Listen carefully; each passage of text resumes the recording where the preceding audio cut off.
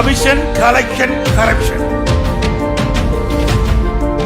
சுடலை பாபாவும் 200 திருடர்களும்னு சொல்றோம். அப்படி 200 திருடர்களை வச்சு அக்கிரமம் பண்ற சுடலை பாபாவுக்கே ரைட் ஹேண்ட்னா அது இவர்தான். மாசுன்னு ஊர்ல அழைக்கப்படுறவர் தான் சுகாதாரத்துறை அமைச்சர். மேயரான இவரு இப்போ பிளேயர். ரவுடிகளோட கட்ட பஞ்சாயத்து செஞ்சுக்கிட்டு இருந்த இவரு இப்போ மருத்துவமனைகளுக்கு பாதுகாவலர். ஆனா இவர் பண்ண அநியாயங்கள் என்னென்ன தெரியுமா?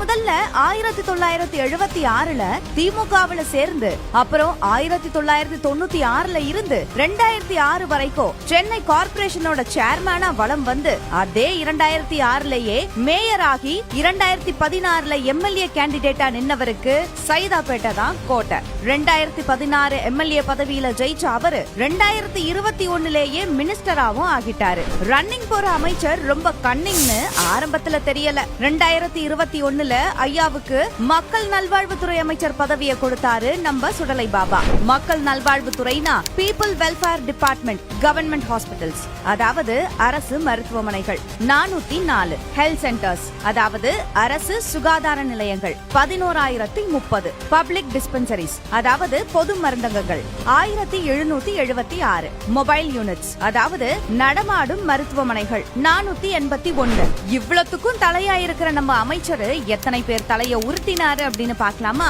முதல்ல மருத்துவமனைகள்ல மருத்துவர்கள் கிடையாது. யாரு ட்ரீட்மெண்ட் பண்ண போனாலும் மருத்துவர் இல்லன்னு சொல்லி செவிலியர்கள் தான் ட்ரீட்மெண்ட் பண்றாங்க. இதுல இப்போ செவிலியர்கள் போராட்டம் வேற. இது ஒரு பக்கம்னா மருத்துவமனைகள் லட்சணம் எப்படி இருக்குன்னு தெரியுமா? பேஷண்ட்டுக்கு வச்சிருக்கிற பிரெட்டை எலி சாப்பிடுறது, கரண்ட் சப்ளை ஒழுங்கா இல்லாம உயிர்கள் போறது, டாக்டர்ஸ் இல்லாம நர்ஸ் டெலிவரி பார்த்து குழந்தைகள் சாகுறதுன்னு சொல்லிக்கிட்டே போலாம். சரி, கவர்மெண்ட் ஹாஸ்பிட்டல் தான் இப்படி இருக்குன்னு பிரைவேட் ஹாஸ்பிட்டலுக்கு போனா கிட்னி ஸ்கேம்.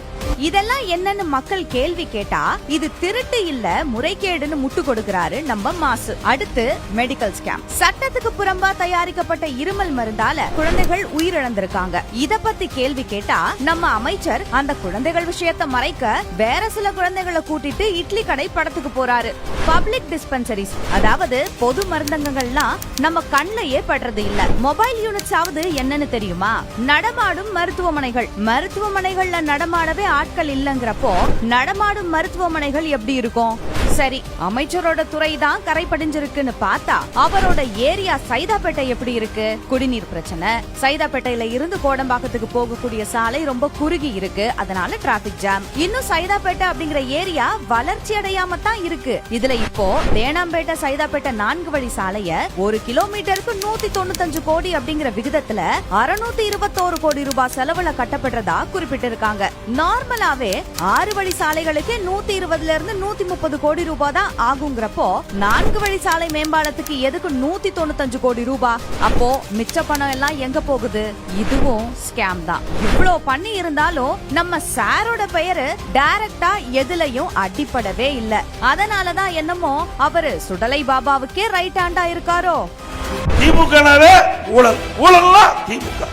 இந்தியாவிலேயே ஊழலுக்காக கிடைக்கப்பட்ட ஒரே அரசாங்கம் திமுக அரசாங்கம்.